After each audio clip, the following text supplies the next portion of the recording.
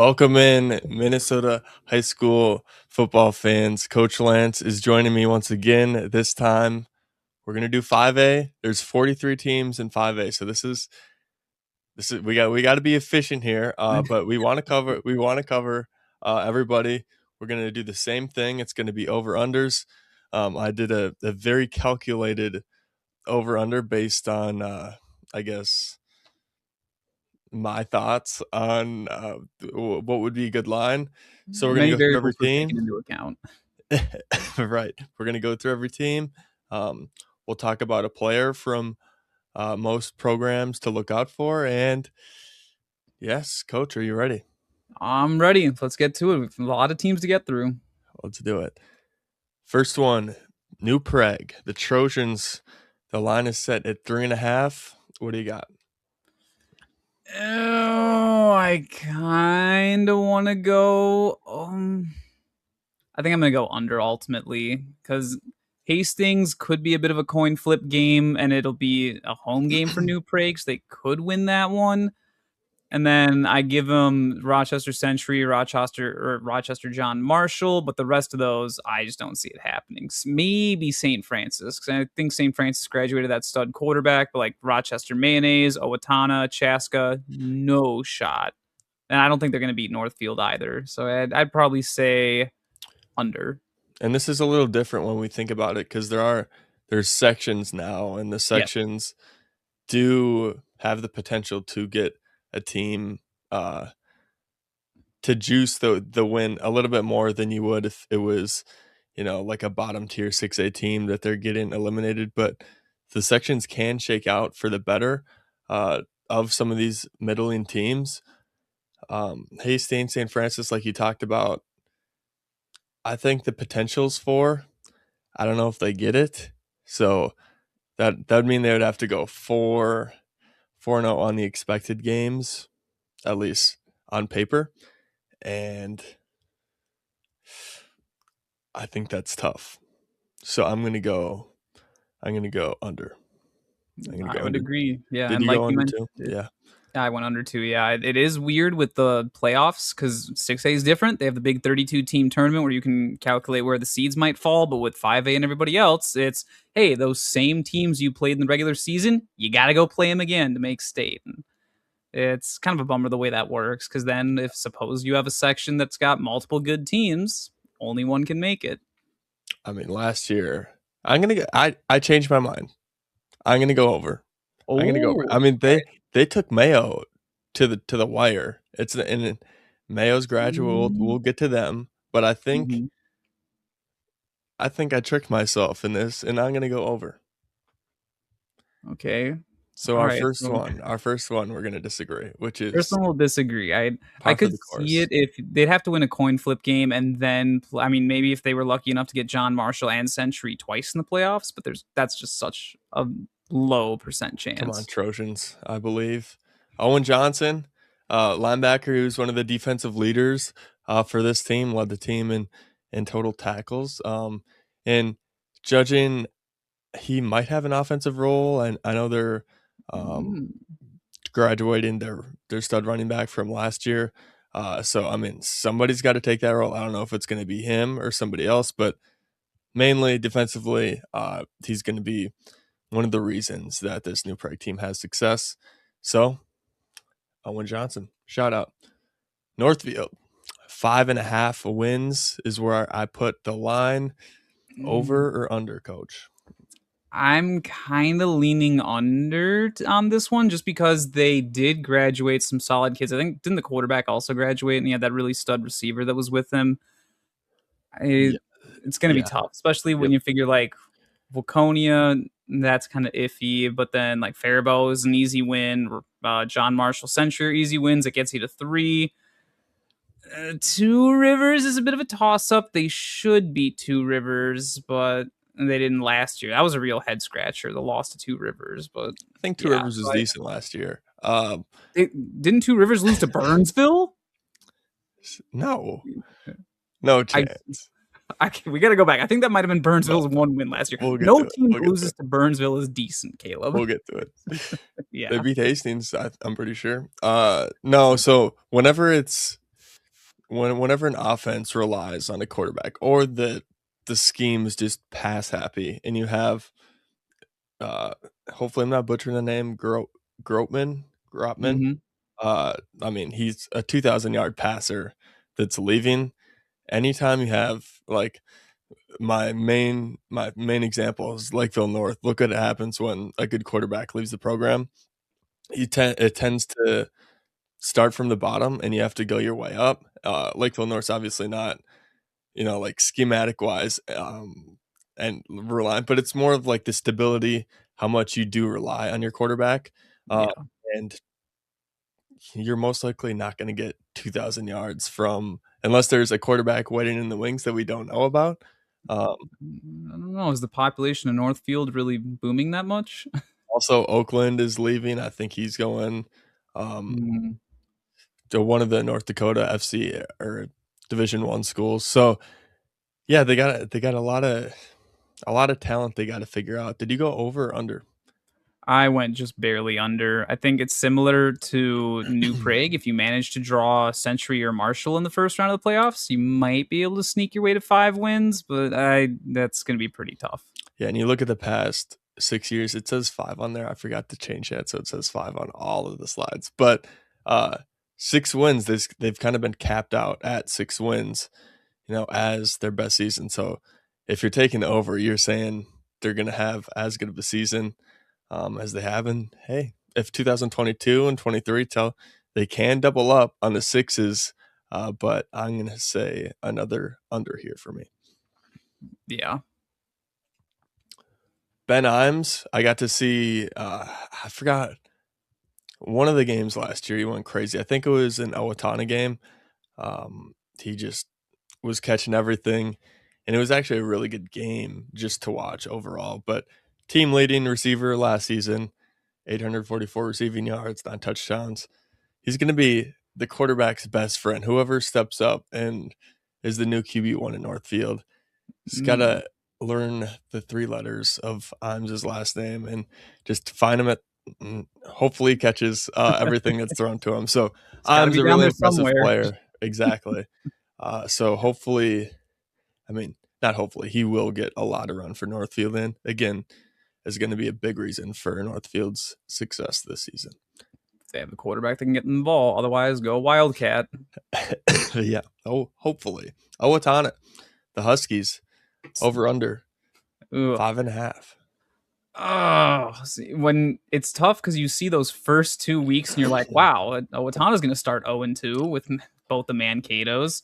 And then Mayo, they're probably going to lose to again. Owatonna was kind of down last year, especially when you look at 2023 and 2024. They've put together some really solid teams. Yep.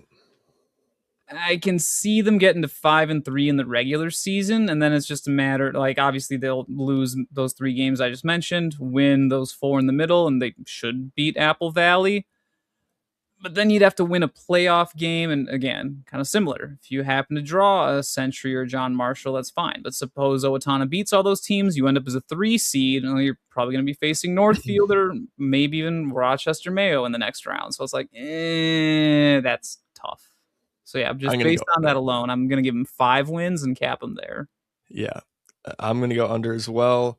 I think we've seen in like recently that when this offense is like multi-dimensional, meaning you can pass and run the ball, is when Owatonna is at its best. Last year they couldn't really pass the ball. I mean, they were completing 45% of their passes compared to like 60, and that's kind of where Owatonna really is, and that's kind of what turns out that 11-1, 8-3 record is Mm-hmm. a high completion percentage. It just means the offense is clicking, and the offense, at least in the air last season, was not clicking. No, well, I mean It they was graduated their quarterback and all their receivers from 2024. So it like was a lot of Graham, uh, and now T left. So, like, where does this offense go?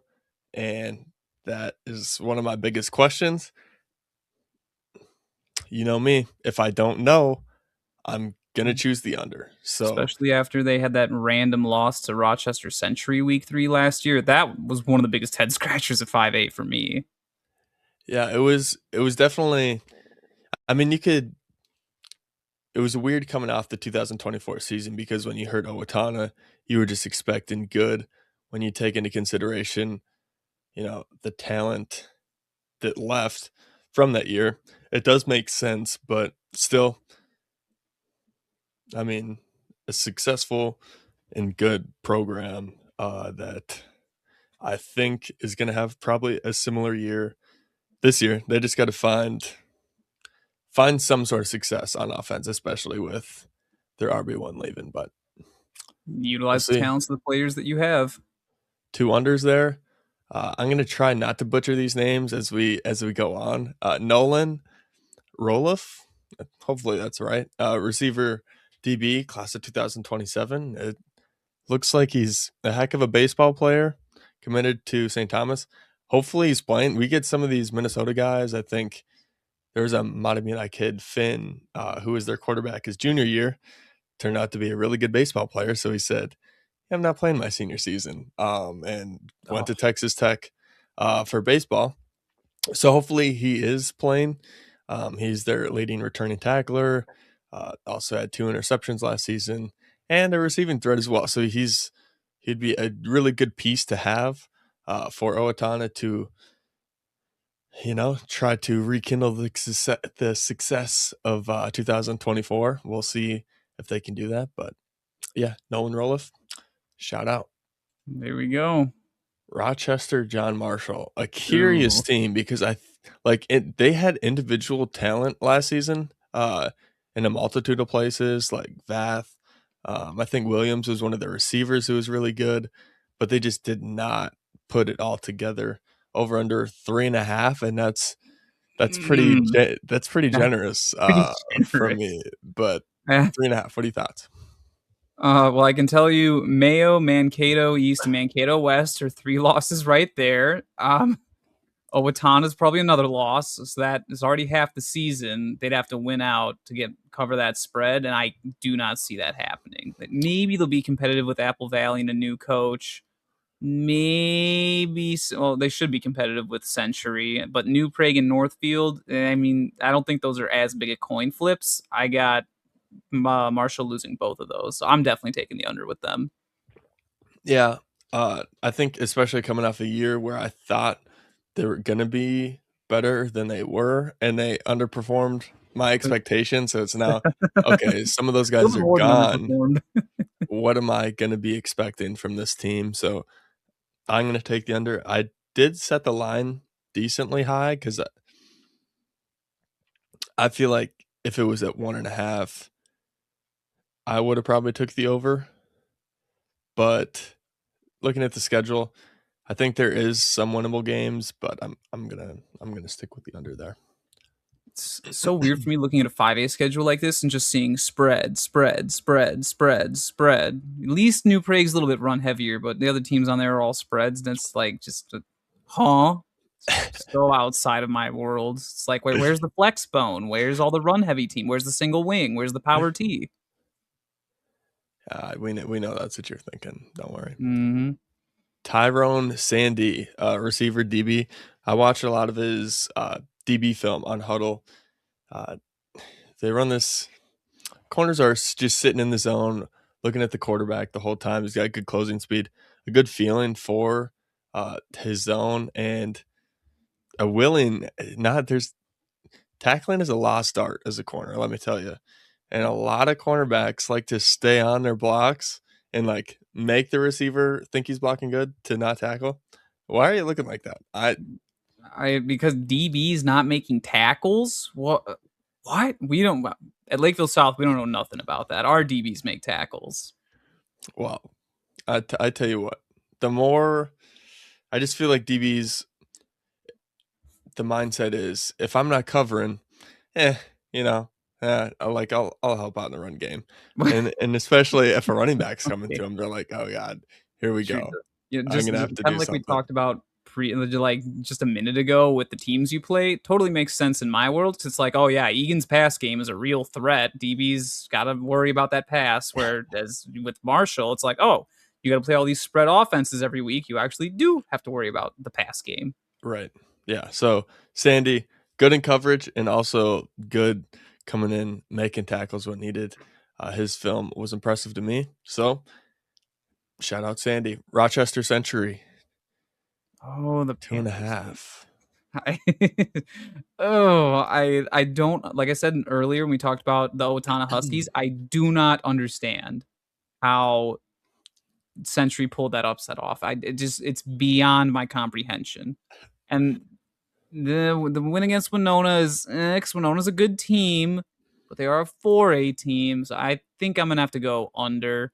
It's like kind of like Marshall. Century is one of the teams that the other teams in the section are hoping they draw in the first round of the playoffs. Like if you're a New Prague, Owatonna, Northfield, kind of hanging around that third seed area, you definitely want to be playing Rochester Century. So I'm going under. I think I want to go over. I think I want to go over. You looking at the Tartan, Tartan, John Marshall, and Winona? Is that what you're thinking? yeah. Tartan winnable. I mean, even like they they beat Owatonna once, they lost to Owatonna.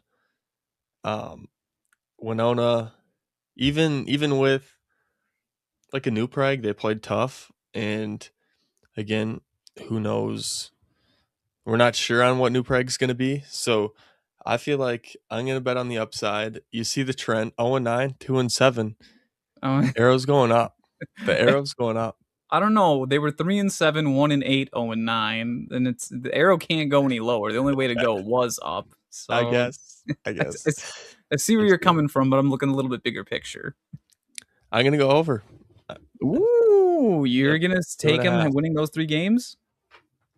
They're going to get three. They're going to get three somewhere. Mm, I wouldn't be able to tell you where. Well, I probably could, but yeah, I'll save my judgment so it makes me look smarter. But there you they'll get three. They'll get three.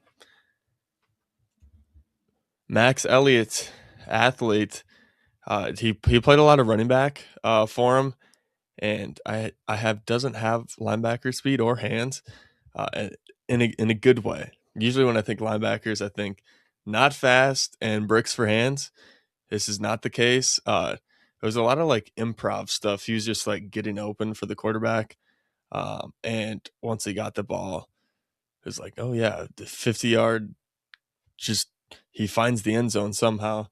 So a dynamic weapon for that Century offense that is returning, and he's going to be making plays for Rochester Century to get three or more wins. I can't go. wait. Max Elliott, shout out. We'll see. That 4-2 flex will come in handy against those spread teams.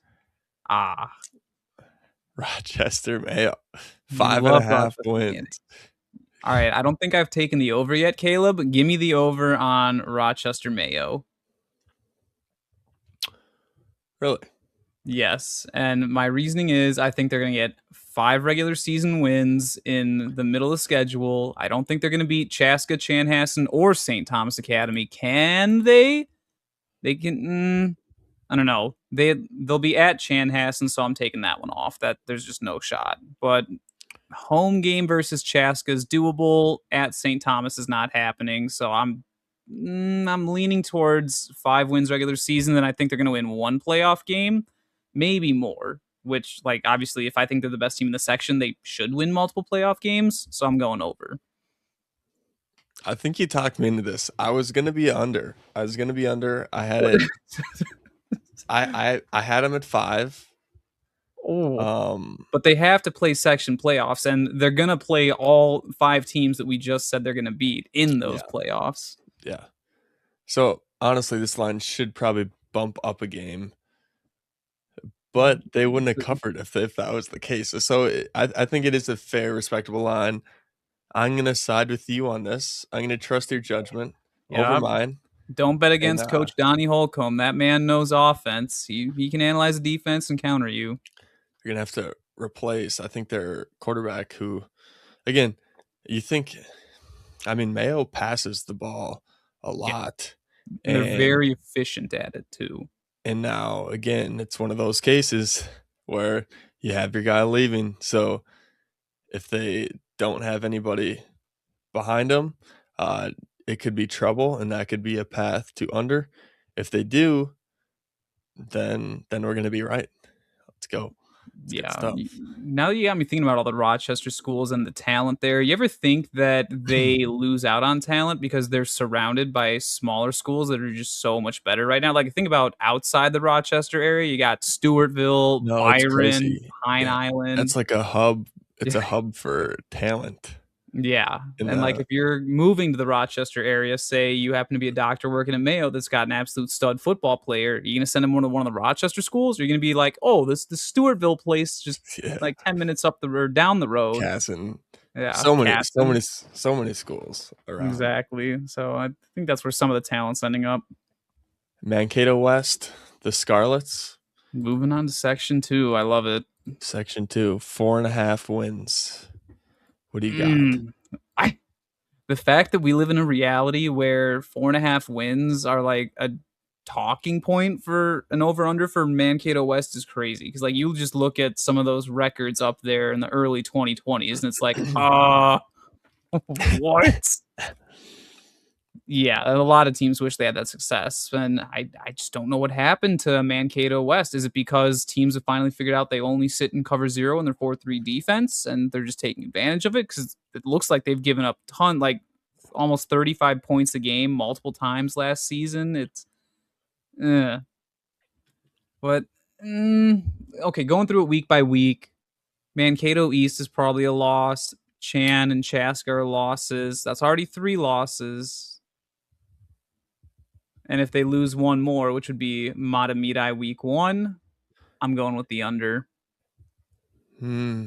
And remember, the section is with Mankato West, Mankato East, Waconia, Chaska, Chanhassen. So it's going to be very tough to get playoff wins in this Yeah, it's section. gonna be the tough. The playoff wins definitely are not a guaranteed thing. Mm-mm. So, Otana. I think it was the first time East beat West in a really long time last Yes. season. Mm-hmm. Uh, so, do you think they get back on track? Oh, they're so well coached. They have the championship caliber. Like I said, I'd really have to look and analyze why they've fallen off as hard as they have. I like just on paper, Three, it looks like four. it's the defense that's not keeping up. But then again, it's either the defense is shutting teams out or they're giving up 35 a game. There's really like no in between with them. This is a tough one. Yeah, I'm still sticking with under though. I'm gonna go. Part of me doesn't want to agree with you, so I think I'm gonna go over, Okay, just so we maybe can. you'll get lucky and they'll play Waconia twice. They get them Owatonna, like they if did they get last year. back, they can get one of Waconia or Chaska, one of those games. Two All right, Rivers, I so feel like they oh, can get, and Otana, then John Waconia, Marshall. Two Rivers, John Marshall. That's 4. You got to find one more in there in order for them to cover that Is spread. East on those fingers or no? No, oh, you got them See, beating that East. rivalry games, they definitely. I mean, East got them once. Yeah, that is true. They still own that game until East beats them twice, right? So, I had to go tell the guys at Lakeville North X they're still happy they beat us in 2024. It's like, yeah, but what about the other 7 games surrounding that? we'll see. I'm gonna take the over. Bet Mm, on Betts, Aiden Betts, receiver DB for the Scarlets. I've seen him without pads at various events, and ball skills. You can line him in the slot, line him in the outside. I think he's one of the best receivers in the state when you just compare pound for pound, and also a two-way guy, which you have these receivers that specialize, which it's all right to do that, but receivers that can go both ways, especially it's way more common in 5A. That's something yeah, I I don't was think gonna we say touched on it's yet only because it's school size 5A. is so much lower. It's not 3A, 2A, or 1A, but it's still really beneficial for players to go both ways and way more common, I feel Yes, like. So, definitely more so than 6A because you don't have like a school of 3,000 kids. right. Aiden Betts, I think you're going to see him do a lot. And I took the over. So I think, is it Osborne too that their quarterback is? I'm pretty sure. I think To so. Betts, I think that connection, we're going to see a lot of it. So, There we go. over. Mankato East, the neighbor, five and a Mm, half. What do you got? yeah, I'm definitely gonna go over on Mankato East. Owatonna, John Marshall, Hastings, Apple Valley, all winnable games. Then you figured of their four section games in the middle there, they have to at least split those 2-2. That's 6 wins right there. Easy under without even having to go into the playoff. Or I'm sorry, easy over I without was even gonna having to go say. into the playoffs. Yeah, no, I agree. I think the first two, the last two games, and then you just got to find one in that week 4, 5, or 6. And really, I'd view it more 4 and 6. But we'll talk about Chanhassen and how interesting they are. I'm gonna take a good over here. I think this is, and that's even without the playoffs. And Yep. we've seen the trend, 3-6, 3-6, and then the 7-3, 6-3. They've been solid. Um, Hmm. Something might be changing in the East program, and maybe the sign that I'm ignoring of the West win last year is kind of telling me that something's changing. So I'm gonna go over again. Do you think they do you think they have a chance at? I mean, I remember having East at the top of the rankings, and I know the story of last year was their record looks good, but I feel like they haven't played anybody. And then I Well, don't they have their started off schedule three pulled and up. zero, but they started off 3-0 last year. But then you have back-to-back road games at Chaska and at Chanhassen. So you're driving what, like an hour from Mankato up to East Carver County to play two of the best teams in 5A. That's tough to do in back-to-back I weeks, mean, and they but they dropped got both those games. throttled.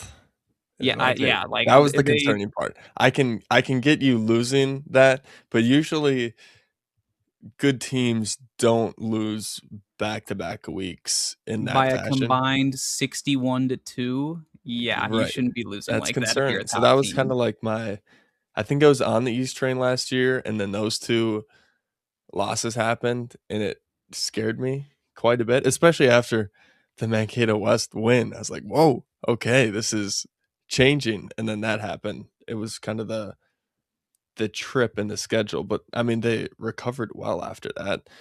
Only Hmm. lost one game after that. So I think, I mean, you said over, right?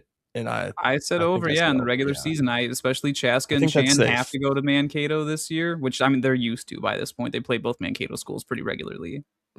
I think that's safe. I think it's a safe over. Blake Camp Camphoff, running back, tough runner, versatile, and just his burst when he would make cuts or like decide where he would want to go, he would just get there. And it was Mhm. really fun to see. Really quick, I think he's going to be a big reason why the Mankato East offense goes over uh, their over under set. So And scores shout out more than two Blake. points against Chaska and Chanhassen, hopefully. Let's hope for that. Yeah, let's Hope let's for shoot for that. like a modest 14 points at There you least. go. To make Come me on, feel a little Cougars. better.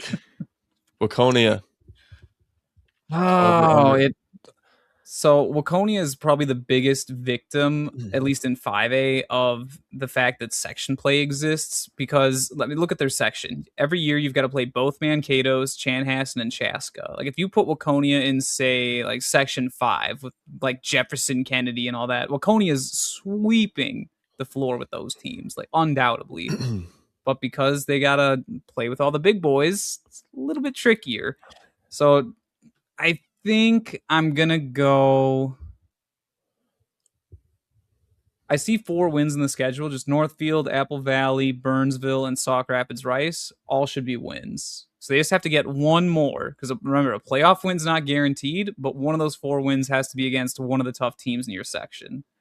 They're at Chanhassen this year, so I'm saying no to that. Chaska's also on the road, so I'm saying no to that. They get both Mankato's at home, though. Can they beat the Scarlets or Mankato East, they lost by 1 point last season. Yep.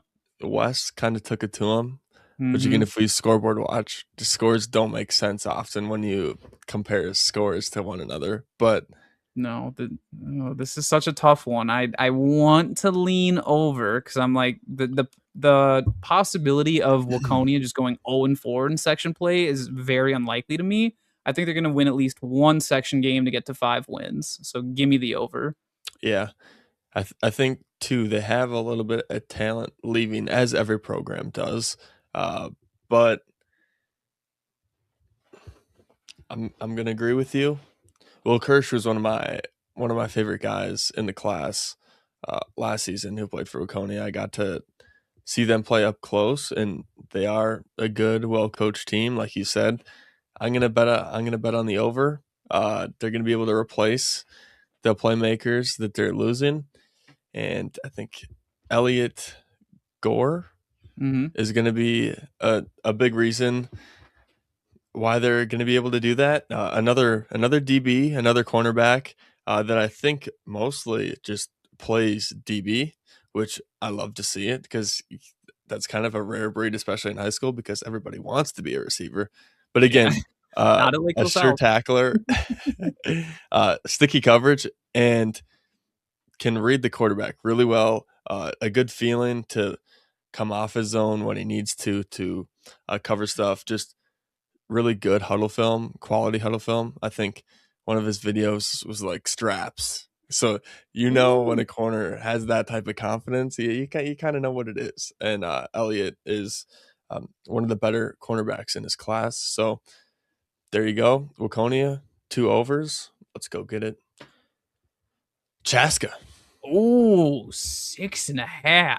yeah. Full disclosure, by the way, I forgot to mention, I got to see all your over-unders ahead of time for the 6A video. I have not seen any of them for the 5A video. So this is like live Coach Lance Yep, reactions to all of yep. this. This is great. 6.5 Six and wins. a half. Yeah, because I guess they finished 6-2 in the regular season last year. Well, again, you look at their non-section play. Rochester Mayonnaise is going to be a tough game, especially on the road at Mayonnaise. I love I that you say it every time. we gotta have some fun with Mayo when they came up to 6A a few years ago and we got the better of them both times. So yeah, they're Rochester Mayonnaise in my book. It's like a affectionate showing, like the nickname you give to one of your The buddies. funny thing is you're just so serious when you say it, and I just can't. I can't keep it together. Continue. But either way, I don't know that that's necessarily a guaranteed game because you have to play at Mayonnaise. But you should be able to take down Century. Hastings should be an Oh easy god, win. so New Prague should be a stupid. solid win. I think I'm gonna have to barely go under because you figure they went 2-2 in the section last year, and if they're gonna get 1-1 in the section in the playoffs, that's only what did I just count? 1, 2, 3, 4, 5. That's only 6 wins total. If they manage to beat Mayo week 1, that would push it to 7, but I'm a little bit passive. I think I'm going to go under on the Chaska Hawks by literally 1 game. I think this is like the perfect split for over under 6.5. Yeah, Mankato West, Chanhassen twice being their L's, and who knows what Chanhassen is up to. Again, we'll talk about them. They're coming up. I think the possibility of an over here is within the realm. I think this is another one where the quarterbacks graduated, and I'm pretty sure, which I feel like I have to mention because I'm a quarterback guy, and I think that is very important on how the team, no matter what your scheme is, I just think that is an important factor. Unless you're Eden Six and a Prairie. half, though, that's a See, lot. And if we I look at know. the past 6 years, I mean, technically, so half of the time, 2020 doesn't really count because that was a shortened season. Yeah. So 3 out of the 5. So if you're a betting man, they are more likely to go over on wins given just the track record and program history. Now, Obviously, you can't do that with true. turnover that happens in high school, but No, but they're because always you gonna be chose the tough. under, I'm going to let it rope me in, and I'm going to take the over. I set the Oh, line. no. Okay. Before you take that over, Caleb, have you Okay. watched any film of Chaska's offense from last year? And do you know what A little scheme it bit. was? A little bit. I Like mean, it's not my it's not I, my I'm favorite. I'm only giving you the funny look because they were running a lot of flex bone last I know year. it's Like not my they favorite. It's no, you hate that offense. It's Egan 2.0. but Egan doesn't win. Well, Well, they also can't play defense. they Chaska has a good struggle. defense. They struggle winning. Um, I think Chaska, although it pains me to watch their offense play, um, no, I think they're effective. I think they're a good team, and they can even go. I mean, the Mayo game was close, but if they beat a West too, that's even one more win they got That would in have their been cap 7-1. going into sections. So give me the flex bone. Give me Give the me the flex bone. Give me all of it. but last year was just a weird year where they started running it a little bit because they've always historically been a pistol flex bone. Then you look at those successful years, like 2019, they won the state title. That's not on there, but the years after that, I think they might have been undefeated in 2020. I'd have to go back and look at what they were then. But they were a lot more spread happy, a lot more 10 personnel, a lot more jet sweep, QB runs, QB reads, like a little bit more spread ideas with a little bit of their old pistol flex bone mixed in. But Now last year was like just full traditional go. under center flex bone. Yep. Love it. Justin Greathouse, a fullback running back for that flexbone offense. And I think he's the perfect answer to the flexbone where you can line him up at fullback. Or I think I saw him in the I formation as well. But one of those Oh, it sounds like offensive identity crisis. Uh-oh. dynamic players kind of wherever he is, whether his assignment is to block somebody or produce with the ball in his hands. Um, he's got a good chance of doing that. He was a sophomore last year, so class of 2028. Whenever you get experience your sophomore year at the varsity level, Love I mean, seeing a you got fullback to be a as good player. a player. So Oh yeah. yeah, I know you love your heavy run offenses. So here you Oh, we go. we just love fullback. Fullback's a dying breed. So when we get a highlight Michael one Styles should here, recruit this guy. Yeah, yeah. I mean, fullback with the way high school Okay, no, football's going. we don't have necessarily a fullback in our offense, so Right, you not have quite. three of them. Okay. Well, we don't call them fullbacks. We have specialized names for our guys, and they all It's serve their it's a role. person behind the quarterback with his hand in the ground. That is a fullback. No, Stop. no. Chanhassen, 8.5 wins. Ooh, A this is weird, so a tough. weird. At least preseason, this is an odd team because they have a lot of like they had a really good season last year, but again, just because you have a lot of success doesn't mean that the next year that it's going to be, you know, another 11-2 bank run type of a season. That's not at all what that means. Um, where do you line up? What are your thoughts? This is so tough because Chan has like dominated this section for the last however many years, other than like I think a few weird losses to Mankato West in there in like the early 2020s. But my When they big were thing is they're good. just graduating so much talent. Like great strength program. Coach Nelson's a great defensive minded coach, or I think he might have been a guard, offensive guy, but old Northfield guy, so he's tough as nails. The defense is tough as nails. They're well coached, great kids. It's really tough for me to take the under on this. But then again, like they just don't have the talent, I think, to take on all these teams. You have to go to Alexandria this year, so I think that's probably a loss right out of the gate. They should have beat St. Thomas. I could see 7-1 just looking across the regular season there, and then you figure they're going to win 2 games in the playoffs. Yeah, all right, I will take the over Talk yourself officially. into it. I was gonna go over, and I didn't really need that much talking into. I get there. We talked about what's leaving, but I think I'm gonna bet on the program. I'm gonna bet on what they have coming in, and from what I've seen this offseason, I think they have the talent to um, come back and have a successful season. And I mean, 8.5. Yeah, the way you talk yourself into that, it doesn't seem like it's a big mountain to climb. And I think that's one of the more themes in 5A this year is there's not really a whole lot of like titans, at least preseason wise, going Yeah, into especially it. compared to 6A, you're like, oh, Moorhead, Shakopee, Rosemount, South, like Exactly. all these teams you can just name like right off the bat. With 5A, you're like, Spring Lake Park, Monticello, Right, right.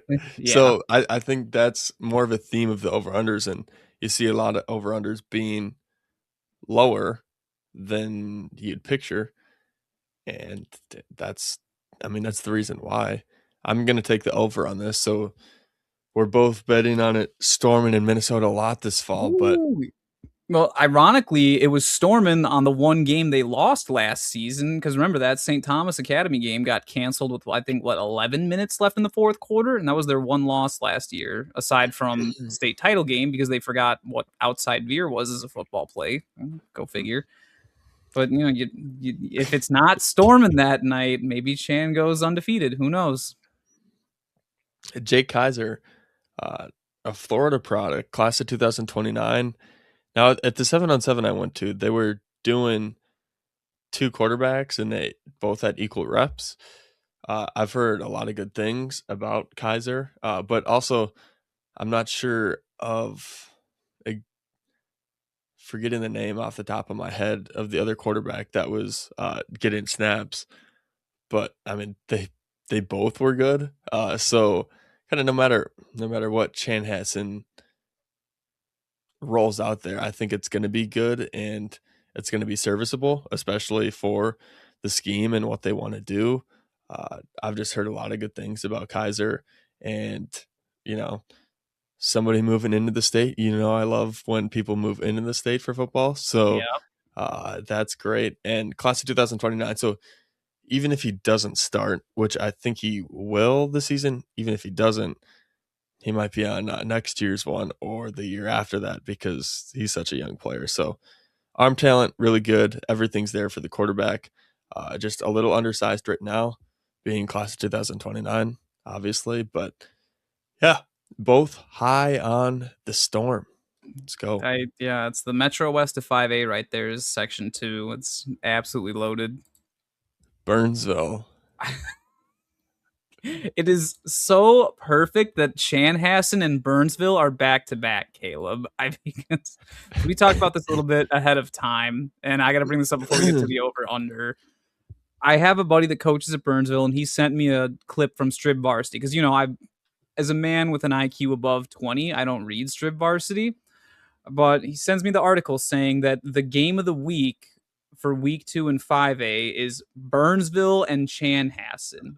And I thought it was a joke because that's not a game of the week. That's like saying, hey, for 6A, the game of the week is going to be Eastview at Eden Prairie. Like, it's going to be a blowout. Like, what was the score last year? Wasn't it 65-0? 65-0. Yep. Yeah, that was it. How was that the game of the week? What? So, yeah, I don't know if the writer at Strip Varsity watches high school football or has any involvement, but probably recommend finding a different game week too. But anyway, looking at the over under 0.5 is like we didn't. Park of Cottage Grove had 1.5. Yep. Osseo had 1.5. Burnsville has officially taken the lowest over under. And I had 1.5, but I thought, I mean, their only win last year was to Two Rivers, which was a fluke win because I think everyone agrees that Two Rivers team was better than losing to Burnsville. That's what I'm saying. That's how I got to 0.5. And I was like, yeah, this feels bad. I don't like doing this because I think Burnsville has, it's a lot of the bad teams, they have, at least in my perspective, when I look at their team, I can pick out individuals, especially on the outside, that are good football players. But that, again, that doesn't translate to winning football games when you get Correct. dominated in the trenches and you can't throw the ball or you can't give it to your running back and let them have success. Now there's better matchups, but I really don't like any of these going into the season. So No. And don't they have a new head coach this year, right? Hmm. I think it was an internal promotion that's now the head coach, and like maybe the OC. Either way, this will be another funny thing, and I'm actually going to take the under on Burnsville. I got 0-9 season coming up for the Blaze because texted a buddy over there, said, "Oh, what offense you guys running?" And he's like, "Oh, we're running the pistol option. Do you have a quarterback that can make those first level reads when you're running like inside veer or any option plays?" No. What are you running that offense for? Like it's going back to like Stillwater running Moorhead's offense when they don't have Jet Feeney on their roster. It's like, well, why would you do that? So yeah, for obvious reasons, I am gonna have to take the under on Burnsville. 0-9. And that's why I put it at 0.5 because I knew. I was like 1.5. He's not even thinking about this. No hard. That's it. It's an easy under. So 0.5 makes you think. Because even though Two Rivers was a fluke last year, well, some would consider it a fluke. If you live in Burnsville, you probably don't. I don't know, man. Burnsville's not seen a lot of wins in football recently. No, they haven't. You can clearly see up top. This is one of the programs that was struggling. Moving down to 5A is something good that I think Until they will. saw the first 3 games they were going to have to play in 5A with Armstrong, Chanhassen, No, and St. that's Thomas. they're for sure. I really think there's 2 winnable games on here. If they do want to circle games and be like, yeah, we're gonna pour our hearts out for these two, and I think that would be the Two Rivers, and I think Apple Valley. Yeah, I would agree with you. I might also put Tartan in there week 8. I think Tartan gets a little bit more credit than they deserve just when because their section's so weak. But yeah, I don't know that I'd favor Burnsville in any of those. It's above a 0% chance, but it's only like a 20% chance. 0.5. So are you going to take any of those 3 coin flips, Caleb, to go over? I'm gonna say Nussmeyer is gonna have a game, one of these 3 games. All right, and I went to the Burnsville Apple Valley game last year, and I saw Nussmeyer playing. I was like, who is this guy? This guy's good. This guy's got something. And then finding out he was class of 2028, I was like, that's great. That is great. Yeah. So coming into it, I think he's gonna have a really strong junior year. Now the offense that they run uh might affect that. They're We'll gonna, see. yeah, it's an offense where they're going to be giving the defense the ball more than they are Nussmeyer. That's for We'll sure. see. But I think if they can find a way to get the ball in his hands, I think that they're going to move the ball effectively. So where will he play in their offense is one of my questions. Like, how are they going to utilize him and get him the ball? Just because you got to get your playmakers the ball. There's a lot of times when offenses have good players, but they just don't touch the ball a whole lot. So Nussmeyer got to see the ball this season, and I'm going to take the over because they're going to make that happen, and they're going to win one of those games. They're Oh, going to have the same record as they did last year. I think they're going to end with a 1 win. 1 win. All right, I I will be the believe. pessimist still. I I believe. Come on, You're about to Blaze. get burned, Caleb, on that one. Ooh, Apple Valley. Apple Valley. Yep. 3.5 wins. Q was their quarterback last season, Yep. frankly, because they didn't have one that could play. If they would have, Q would have been playing quarterback, He would have been and a that receiver for sure. partially scares me because that, in my eyes, tells you what they saw from the quarterbacks. Like maybe it was a year where they were just way too young to start, or they just weren't good enough to start. I don't know which one it is. Either one kind of scares me going into this. Again, a team that last year definitely had the talent on the outsides to go, 7-on-7 with anybody when it gets down to the real deal. they often fall short. I mean, stuck at this 4-win mark for the last 4 years, 3.5. Do they get to that 4-win mark again, or did they go under? Oh, see, I'm debating because they can beat John Marshall, they can beat Two Rivers, and they can beat Burnsville. That's 3 wins right there. The tricky one is at Hastings week 4. If they can do that, they can get above it.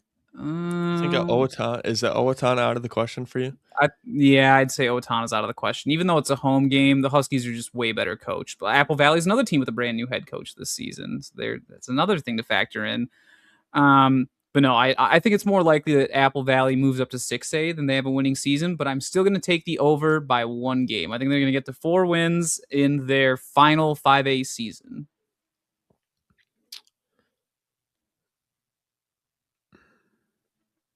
And I'm mostly banking on them having to play Burnsville twice for that over. So, okay. So All John right. Marshall, Two Rivers, Burnsville. Maybe they can get Hastings in there, so that would put them at 5. Either way, I think I'm going to take over.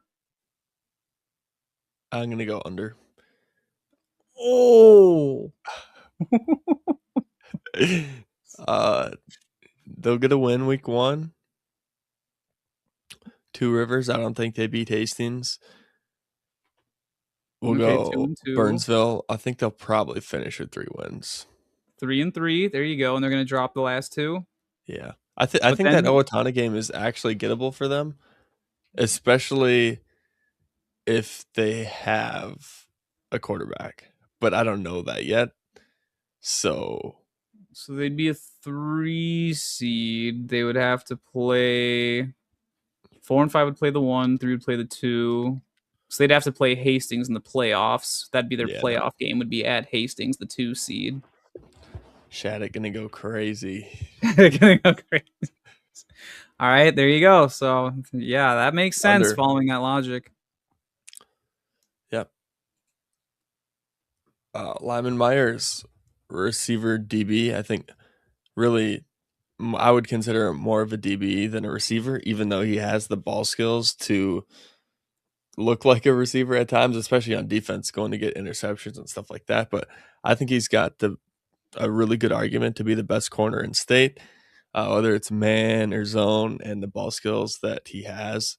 It's just a unique combination of skills that you see for a DB that you don't see a lot in Minnesota. So again, I thought like Apple Valley is churns out. I mean, Avery came from STA, but they had like 3 of the best athletes in Q, Avery, and Lyman last year. Now, 2 of those guys are leaving. Lyman's kind of the last one, but he's 2028, so he's going to be there for a couple more years. He might be the inaugural 6A Apple Valley season. Yeah, See how there that you turns go. I out. was gonna say that Apple Valley kind of got snake bit by coaching last year, but hopefully with some turnover that might bring some things up. I don't know. Let's get Apple Valley to 6A though. Make my life easier so I don't have to speculate. And you want to know a fun fact, Caleb? I don't have the Sure. official numbers, but I do know that both Lakeville South and Forest Lake are tied for 31 and 32nd in the upcoming MSHSL enrollments. That means Mm. Apple Valley has a higher enrollment than Lakeville South and Forest Lake. Hmm. But are you gonna, enrollment's not everything. You're gonna think Apple Valley can compete with either one of those 2 teams? No. There we go. Into the maroon section they go. Yeah. Perfect. Hey, they'd be a problem in the maroon. I feel like I that'd be okay. Yeah, Roseville and Park having to play Apple Valley. The Eastview Apple Valley rivalry. I'll take that. Hopkins, dude. Hopkins, Apple Valley. That'd be Oh, some. that would be cinema. Make it happen, Apple Valley. Grow a pair. Move to 6A. Do not chicken out again. Especially if nobody else wants to come up. Then we're going to be stuck with 31 teams in 6A. We cannot let that happen. Yeah, no. Would that mean there'd be a bye for one of the teams? Yeah, basically they would still use the The same highest 32 record? team bracket. I think 2018 was the last time it happened, or maybe 2019. So whatever's like the 1 seed of that section that has to play the bottom seed of whatever section the team's missing from just gets a first round bye. Cool. Interesting. St. Thomas. Oh no. What's the over under, Caleb? And voila, that's magic. We just fixed my mistake because I forgot about an over under, but now it's on the screen in my calculation, which you kind of heard was 9.5 wins. Are you taking the over or the under? I'm taking the over. I think they got a pretty light schedule there. Their section is a joke compared to how good's like the quality of St. Thomas. You figure they're insanely well coached, very well disciplined, obviously being private military emphasis school, and they get to recruit players because they're a private school. They're actually allowed to do that, unlike some 6A teams. But just the quality of St. Thomas compared to Burnsville, Apple Valley, Hastings, and Two Rivers, they're winning all four of those games. Rochester Mayonnaise is going to be a home game for them this year, so I'm taking the Cadets in that one. Yep. Chanhassen is the one that might trip them up because that'll be on the road. But again, we just talked about how Chanhassen's graduating everybody.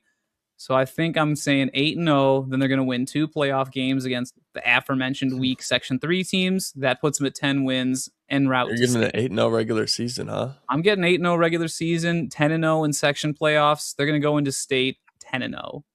Oof. I gave them one loss. I think they're going to stub their toe at either Chan or Matamidai, would be my guess. I Ooh. don't think they get out of both of those games. Unless there's another storm that happens to cut one of those And games short. maybe, I know history doesn't say, but maybe that Cretan game trips them up the first week of the season because I know this team is young. Um, they have their quarterback coming back, which we'll talk about right Mm-hmm. now. Tristan Carl being one of the big pieces coming back, and if you're going to graduate a lot of people around you, it's really beneficial to have your signal caller coming back, being comfortable in the offense, and that is kind of going to make everybody else comfortable, even if they don't have a ton of varsity experience. So Tristan Carr, one of my favorite quarterbacks to watch in the state, uh, more of a football player than a quarterback. Oh, I remember Can watching him when we scrimmaged him as a freshman. Oh, yeah. Yeah, dual threat guy, can do it with his feet and his arm. I think he's gonna have a huge season. Just, I mean, Baez was kind of their workhorse, and I think SDA always has good running backs, no matter Yes. if it's That's what they Baez pride or themselves on. exactly. But I think Carl's gonna have an opportunity to fill in that void a little bit of a Mm, presence in running the football, and like I said, doesn't just do it with his legs. So I'm gonna go an man. over on SDA. How is he gonna be doing that with his legs? I'm just thinking scheme wise because STA has always been similar to Maple Grove, under center, pro style offense, not very mobile QB. How are you gonna get a dual threat quarterback into that system? You're gonna start spreading it out, which was like He's that'd gonna be get mind loose. boggling because STA is all we're No, old school. We run the old pro style stuff, and we're gonna be the best at it. I just came away from his huddle film, and it's like, yeah, this. I think he's gonna fill in the void somewhere. I don't know. I don't know what it's gonna look like. All right. Bootleg. Just- Oh, they're they gonna they call do they do get him out on whether it's sprint out or bootlegs a lot, and it's the number one thing coaches say when there's nothing to throw: tuck it and run it. And mm-hmm. usually, you tell your quarterback that, and you're, yeah, I mean, get 5 yards. But if you tell Carl to get 5 yards, he's probably going to get 10, 15, break a couple tackles, get it that way. So I'm going to go over on STA. They're going to finish 7-1 in the regular season, and eclipse with just the section wins. I think they'll get over the number. So Yep. yes, the The cadets. selection wins would put them at 9. So they'd have to win a state game if you think they're going to stub their toe, which I think they can do. Yeah, possible. I'm sticking with it. The cadets come marching in. All right. Two Right. Rivers, one of the more curious, interesting teams, and I didn't really know where to set the line, but I settled at 4.5. How is it that you can have wins over Simley, Apple Valley? How do you, okay, not even that. How is it you can have wins over Northfield and Mankato West and lose to Burnsville? I do not understand Two Rivers football. Like that that'd be like if Lakeville South somehow lost to Farmington, but then beat Moorhead, Shakopee, and Rosemount all in the same season. Like Whoa, jeez. it's like I know Yikes. you're big on your Farmington stuff. But it's just so improbable that but yet it happened. This is such a hard team to look at over under just because any game could go in any direction. And correct me if I'm wrong, when we're looking at the past records, the 2023 and 2024, I think, was more of a product of like this cycle that they got in and the schedule that they faced during that Yes. cycle was more Yeah. favorable. And that's why you see the record perk up a little bit in those 2 years. But I mean, prior to that, if you look at it, it's not pretty. And then last year is kind of it wasn't ugly, but it wasn't good looking. You were It's a five. absolutely spot on. Yeah, in the 23 to 25 cycle, they played in that Twin Cities division. So they're playing teams like the St. Paul schools and Minneapolis schools instead of playing like actual 5A competition, which is why you see that record dip a little bit in 2025. It's like, oh, you actually have to play somebody now. Gotta play Burnsville. You gotta Serious, dude. It is serious out here. Yeah, congrats. You went from St. Paul Central to Burnsville. What an upgrade. Um, but just looking at that, I'm gonna have to take the under. Like, sure, they can beat Apple Valley and Burnsville, and they'll play at least one of those teams again in the playoffs. But that's still only 3 wins right there. I mean, you'd have maybe they can be competitive with Northfield again. It'll be a home game for Two Rivers.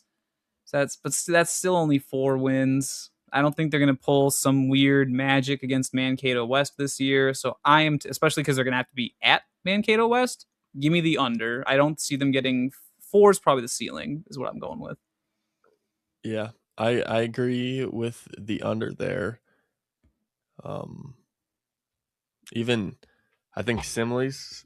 I would think they got Simley last year. I think Simley, Yeah, but that's a 4A at least team. my opinion, is Simley's a good team that Mm-hmm. I would take over Two Rivers, especially with the inconsistency that's been shown when they can show up and win, win Yep. against anybody and also lose against anybody. So yeah, Losing to Burnsville, like the Pittsburgh Steelers of 5A football. and 5-5. Maze Carpenter, athlete, his huddle film. It's like I got fired up just watching it. The way he blocks people, like whether it's down block, he's just smashing a double team or moving up to a backer and just totally deleting him. It was just one of the more fun films to watch. And you're just like, who's he gonna hit next? Who's he gonna hit next? And I don't like hitting. I'm a quarterback. I don't like hitting people, Yeah. but it was just fun. It was fun to watch. He's just an animal.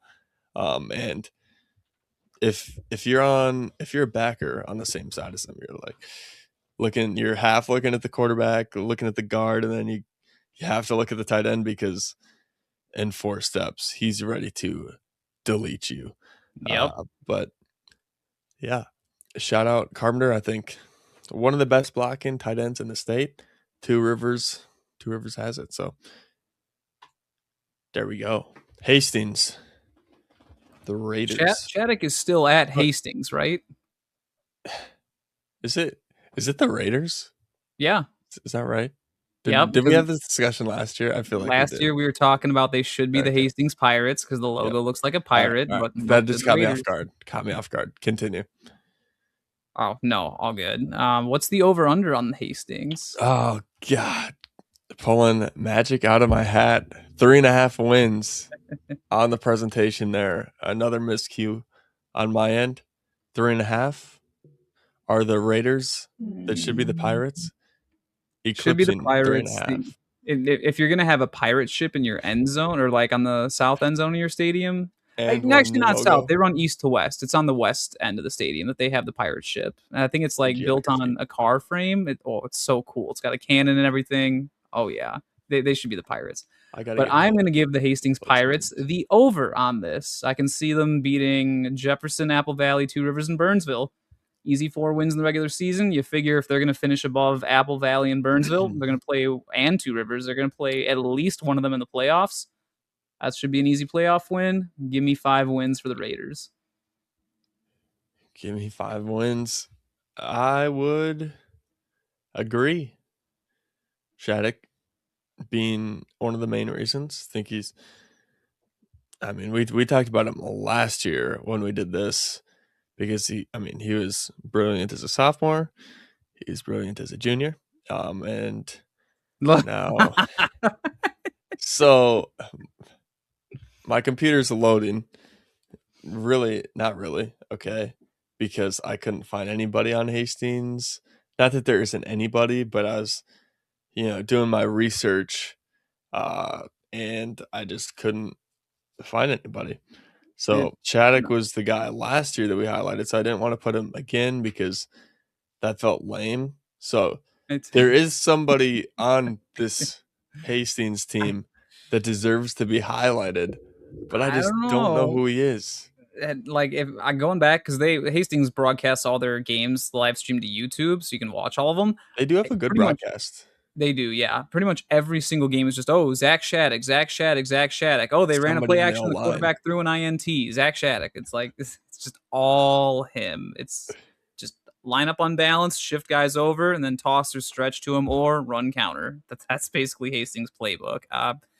They need to develop a play action game if they want to be competitive. Because like if you're a 5A team, you play Hastings and you're not thinking, oh, how do I stop Zach Shattuck? Well, first of all, your DC should be fired, and second of all, just load the box and force Hastings to do something else. Be sound, and Hastings develop a play action game. If they can just have even an efficient play action game, it'll open things up for Shattuck, and he'll probably have a 400-yard game week 2. All right, St. Paul Highland Park. What do we got here? We got 3.5 wins. I think some of these teams, their week 8 game gets decided like later, and I don't know if it in the year 2 of a cycle if it's guaranteed to be the same team as it was No, last year. Okay, that's why I didn't put it down. So good on me for guessing properly, but I didn't know that, so that's gold good star. knowledge. All depends on where they stand in that, because we just talked about this with Two Rivers, the whole Twin Cities League. All these inner city schools play each other basically, so they can be a bit more competitive. It's kind of like the maroon section for 5A and below. So that's why you see like two 4A teams on that schedule right there with St. Paul Johnson and Como Park, because obviously they're not in 5A, or even Richfield for that matter. So yeah, I'm kind of leaning over just because like obviously you see like a Washburn and a Matamidi, those are losses. Most But the other definitely. 5 games on there, Very all winnable. winnable. Yeah, I all know, those very winnable. Surprised. very winnable. Like Harding hasn't won a game in 3 years. Johnson, I mean, wasn't very good, and they graduated their good players. So Mm-hmm. now I don't know where they're gonna be. Uh, Como's got a couple guys, but I mean, it's not like it's again. This is what was it? What's the maroon equivalent? What did you call it? The Twin Twin Cities. Cities League, yeah. Yes. All right. So I think their record should be better than what they are. I'm going to go over on 3.5 wins. There you go. All right, so we're both over on Highland Park. They got a The nice run heavy bagpipes are going to team. be absolutely rocking in St. Paul. I can't wait. For now. I think they do come out with. I could be overstepping. I got to one Highland Park game last season, and it wasn't at the start, so I couldn't see what they're walking out to. But But I would hope they're walking out to somebody with bagpipes that leads them out of the locker room because that would be epic. what's the ACDC song that's got bagpipes? Isn't that Long Way to a Top if you want to rock and roll? Just blast that with the bagpipes going every time they walk out of the tunnel. Be Ooh, great. that would go so hard. Eric Reed, I have an athlete. He played quarterback for this team last season. Undersized. I don't think if he's going to play college football, he's not going to play quarterback. But sometimes you have one of the best DBs, like Apple Valley did last year, playing your quarterback spot. But very twitchy and really good with the ball. I was trying to think of an NFL comp. If you think of any kind of little guy that makes people miss a ton Tariq in the Cohen, NFL, 2017, 2018 Chicago Bears. it's a The good human pull right joystick. there. Yeah, that's a good pull. but just super dynamic guy that, I mean, he just snaps the ball and it's a quarterback sweep out there and uh, and just it doesn't feel like anybody can tackle him. So he was one of my favorite players to watch just on Huddle Film with how human joysticky he was, and There also we go. can throw the ball when he needs to in a scheme. So I think he will have a very successful season this year. Um, all being that he is playing the same spot he did last year. Maybe they got him somewhere else because it's high school football, but I think wherever he is going to be, he's going to be a successful part of this Highland Park team for this 2026 season. So, yeah, CDH. Ooh. 6.5 wins. We were kind of talking through this one. We did this one. We did this line together in a way. So, what are your thoughts? But looking at their whole schedule there, like Central, they should win. Jefferson, like weeks 2 through 6, all easy wins. They're going to start off 5-1. Those last two are tricky, especially Matamidi on a short week. I'm saying I'm five counting and them. three. The Matamidi is possible because the two Matamidi games they played last year, Yes. it's like, who knows going into it? Somebody's going to win. It's going to be a really good game. It's going to be really close. I'm going to enjoy watching it, but I'm going to And have no idea who's going to win at the end. So and that one, I'll give them a coin flip. But the Elk River game, I learned from last year. There's no shot at them winning yeah, Elk and River. this is why this is such a good over under because like basically they're going to be 5-2 in the regular season with if you don't count the Matamidi coin flip, they're going to win the first round playoff games. That puts them at 6-2. Now to get to 6.5 wins, you either have Matamidi in that second round of the playoffs or Matamidi week 7. You got to win one of those two to get to 7 wins. And I think they beat one Matamidi once last season. They Or did did. they They beat them? split them. Yeah. In two really good games. So we shall see this. You gonna take the over on that? Because I think I Is see it very tough for CDH to go 0-2 to Matamidi in a season. That's the beauty of 5A I'm and going to below take is you the have to over play these because teams I again. also am factoring in that they have an outside chance of beating STA in week one. Oh, I'm not gonna go that far, Outside but chance. Outside no. chance. I will also take the over. And you know what? If CDH continues to be good, maybe they should consider coming back up to 6A like they did back in like Mm. 2018, 2019. You'd save Apple Valley a whole lot of trouble. I think people would like that more. At least viewers like CDH would not myself. like it, but everyone else would probably like it. Yeah. They have the resources to compete, Yes. I feel And like. especially because you figure they'd be thrown into the Metro East, probably. Yeah, they could compete there. Yeah. Frierson Holly, tight end. I think he has a case to be the best tight end in state. I mean, 6'6", 230. I mean, that's a man's body playing a kid's game right there. So Yep. the scheme fit also is perfect for him. He had a really good season last year. Assuming they keep the same thing. I know they're Zach's playing uh, football overseas, who was their offensive coordinator last year. So from what I heard, I thought he was coming back, but I still saw him playing. So I have no idea. If they're keeping the same offense, he's gonna have a good year. If they're changing offenses, he's gonna have a good year. He's that type of player where it really doesn't matter what's going on. I know Gavin's gonna be their starting quarterback, and he'll have no problem slinging the ball around to Holly over the course of the season. So one of my favorite tight ends in the state, CDH. Let's make that over happen, Creedon. Let's Make do the it. over happen and maybe come up to 6A. St. Paul Central, Oh, 1.5. it's, Ooh, he says. Yeah, it's, I, yeah, especially when you look. So just looking at the schedule on paper, it's like, well, that's not that tough. Other than I don't know how they drew Caston Manorville week 1 playing a 4A team. tough. That's It a didn't end tough well last draw. year. Not the 4A team you want to be playing, but even against like CDH, they got destroyed. Southwest, they got destroyed. Even in the Twin Cities League games, like you look at Highland Park last year, they got blown out 48-7. You look at even St. Paul Como, they lost 22-6. It wasn't as competitive as it should have been. And then playing against Camden, they got destroyed week 8. So it's like, St. Paul Central really struggled. I'm probably gonna have to give them the under. Strip varsity game of the week for week 5. You've got to be. Central versus Harding. It's just like when Roseville played Hopkins in 2023. It's like, well, somebody has to win. Exactly. I mean, Harding could snap their what is that?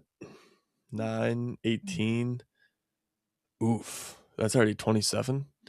Oh, we'll They talk could about Harding in a minute, but they could that's snap that losing streak. That'd be worth that's game of the week material right there. But St. Paul Central, I mean, I've gotten to see them twice over the last 2 years, and they just don't move the ball at all. And I don't know what it is. I haven't like crammed St. Paul Central film in my time being there. I'm on the sidelines, but it feels like I don't know. I don't know what the deal is there. And there's not a ton of players that either come out of the program. Like last year, I was saying it's probably best for next realignment to like kick the can and come like doing a co-op of some sort and combining programs with somebody. Just because I'm glad just you brought because that when I up. look at inner city teams that are struggling, it would make sense if they're close enough to combine to do it. And if that comes with, I don't even know if they have to. I'm glad you asked because I wanted to bring this up when we talked about Harding Humboldt. So I kind of got this idea when I was thinking of teams that can move up from 5A to 6A, and I thought, wait a minute, all the hockey programs in St. Paul just became one hockey team for all the high schools because numbers were just so low. They had to do a co op. So I'm like, what if they do that same thing for football? Every St. Paul school combines to have just one football team because the numbers are down so much. Well, when you combine that many schools, obviously that puts them in 6A. I So was it's gonna like, say. they could be a maroon team though. You know, they'd have a nice rivalry I with mean, Park South Cottage St. Grove and Paul's Roseville. tough. South St. Paul's. Well, South St. Paul is technically a different school district. Uh, See, I Yeah. was just thinking. No, it'd be Um, Highland Park, Como, Washington, Harding Humboldt, Johnson, and Central. Like those all teams would hmm. combine to one football team. I think the weakness is of all those would be like the trenches are real light, Yes. So they're definitely running a and spread offense. There we that would go. be a recipe for disaster in 6A football. Well, not if they play in the Well, maroon. couldn't They could couldn't they probably appeal hold up. down? I mean, I guess they're already 5A, so I all depends on if they fall within that I feel like there's some sort of cutoff range. discretion that could happen with an appeal down that you could be like, yeah, this makes sense for you guys to combine. Let's take a peek. Yeah, if they're combined and they move down just to make them competitive. Let me see if I can't see it because you have to be within 10% of the cutoff in order to go down. I feel like they'd be way over. Wait a minute. No way. Did... Okay, no, I'm sorry, Caleb. I just looked at MSHSL and they may have accidentally just dropped the teams for next year. Like I'm dead serious. I'm looking at the MSHSL enrollments for 27 to 29. Let's hear it. Okay, so obviously the only thing we can do are the top 32 teams in because that we know is 6A for sure. Let me just count them up. 1, 2, 3, 4, 5, 6, 7, 9, 10, 11, 12, 13, 14, 15, 16, 17, 18, 19, 20, 21, 22, 23, 24, 25. No changes. 25 deep, 26, 27, 28, 29, 30, 31, 32. Okay, so you ready for it? It's Apple Valley, and it's just Apple Valley. Correct. Apple Valley is 30th at 1657. Andover is 1650 at 31st. And at 32nd, Lakeville South High School with 1634. We are the cutoff and the smallest team in 6A this year. Nice. Let's Uh, go. Next team out, there's actually a pretty significant jump between 6A and 5A because, like I said, bottom of 6A is Lakeville South with 1634. Top of Spring Lake Park is 1595. So, they're, what was that, like 40 students behind us? So is Apple Valley going to be able to appeal down again? Yes, they are within 10% of 1634. So I heard somebody say Spring Lake Park had a potential of going up last realignment. No, it was close. So the potential for last realignment was that they received a phone call when Apple Valley appealed to go down from the state high school league, saying, "Hey, the Eagles can't take the But now smoke up here in 6A. now they got You their guys want to take chip, their place?" so they can go to the next task. And I I feel like don't think Spring they Lake want to Park. do that. I feel like Spring Lake Park, of all the options to opt up, would have a good shot at competing. I could see it because they'd most likely be putting the Metro North, replacing Coon Rapids. So you're playing your Osseo, Andover, Rogers. Those are all competitive games. But then like Blaine, Champlain Park, Centennial. I mean, that's Smash Mouth against. I feel like they could do it. I don't know. Maybe, but like, see, this is where my brain, and you know what, we were just talking St. Paul Central's up here. St. Paul Central is one of the biggest high schools in 5A. 1, 2, 3, 4, 5, 6, 7, 8. They're the 11th biggest team in 5A, so they're not really that far away from the 6A cutoff. They're only about 200 kids smaller than Lakeville South. Spare me. Yeah. So, yeah, if they did combine, maybe they're moving up to 6A. But so, anyways, fun little tangent right there. I guess I'm gonna have to make a post about that tonight. No, that's good stuff. Another 5A team, Harding. We talked about these guys on a quite the skid, but we'll see another over/under of 0.5 wins. I'm gonna have to go under that. I'm sorry, how many games was it that we just said? It was 27 that they haven't won. 27, yep. 9 times 3. Yeah. If Harding does not co-op with other St. Paul schools, like even though they already are a co-op, I'm still gonna take the under. There's just no shot Harding Humboldt is coming out alive. I mean, they lost to Minneapolis Roosevelt. Like, come on. What was their closest game last year? Do you got there? Or? Yes, the closest game was versus St. Paul Central. They lost 14-8. See? Game of the week, dude. Week 5. That's okay. Yes, we need to make that game of the week. Strip varsity. Get Burnsville Chanhassen off of there. Please get St. Paul Central versus St. Paul Harding Humboldt. I'll make the graphic for it. Game of the week, week 5. You heard it here. The Minnesota High School Football Network. Game of the week. Someone has to win. Someone has to win. Maybe they can, like, even last year they lost to Breck. It's like, come on, I get they're a private school, but it's they're gonna get that week 5 game. Oh no. I'm on the St. Paul Central side of that. It's gonna be 28, 29, 30, 31. So it's gonna be 31 losses in a row, and they're gonna snap it. Snap that 31 game losing streak. Let's go. Can't wait. Tartan over under 5.5. Tartan is weird team. Yeah, it's a weird team because their record looks better than they really are because they play in such a weak section. Like obviously when you have to play JFK, Harding, Humboldt, Jefferson, Spring Lake, or St. Louis Park, my apologies, and Burnsville. It's like, and Rochester Century week 1. It's like, wow, Tartan could finish 6-2 in the regular season, but then, then you actually have to make it to the playoffs. And it's like, we have to play CDH and Matamidi again. And those 2 games last year, or 3 games because they played one of them. First CDH game, they lost 56-6. Matamidi, they lost 39-6, and then playoff with CDH, they lost 47-6. Not a lot of hope. Not a lot of hope.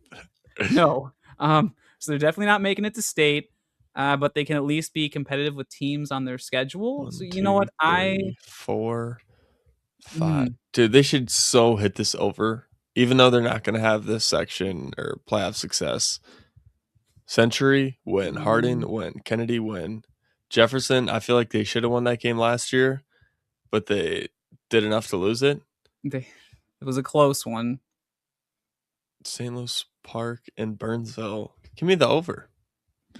See, it's tough for me because St. Louis Park was a close game. It was only 14-7, and that was without St. Louis They don't Park's even need that quarterback. one, do they? Huh? They don't even need that. Yeah, they would. Uh-uh. They Century, Harding, Oh, Humboldt, 5.5. JFK. Oh, like I got myself. But you know what? If even if they go 5-3 in the regular season, say they lose to Jefferson, CDH, and Matamidi, they're still going to win a playoff game against one of the St. Paul teams. That puts them at Oh 6 yeah. wins. Okay. Yeah, no. Okay. I'm good with it now. I That's good clarification by you. I needed There that. we go. I am not, however, I'm going to take the under. I think they Mm, lose to both Jefferson and St. Louis Park. So I'm putting 4 tighten losses down. right in the middle there. 4-4. They'll get up to 5 wins with the playoffs, but that's where they stop. I disagree. Tartan, come on. Make me right. So I- Trayvon Bettis, receiver class of 2029. Another, I feel like Minnesota, we got a talented crop of 2029 receivers, and this is one of them. It's that Larry Fitzgerald aura that just exudes across our lands. Super talented. Potential to be best receiver in a loaded class. He's that talented. Played as a sophomore. Or would it be sophomore? Yeah, if he's 20. class of 2029, he'll be a sophomore this. So he played as he would a sophomore player this year, yes. Yeah. Who I expect to get varsity. I confused myself there. But any sophomore player that should get on the field, and I think he may have got some varsity time last year. I don't think it was consistent varsity time by any means, but this year I feel like he's a good enough player to uh, get quality time on a varsity field, and I think he will do a really good job of it. Hopefully, I feel like Tartan's weakness has been quarterback. So hopefully they have a quarterback to throw him the ball, and the scheme's not really receiver friendly. That's why. I mean, Dorian he's a DB, but that was 5 or so years ago.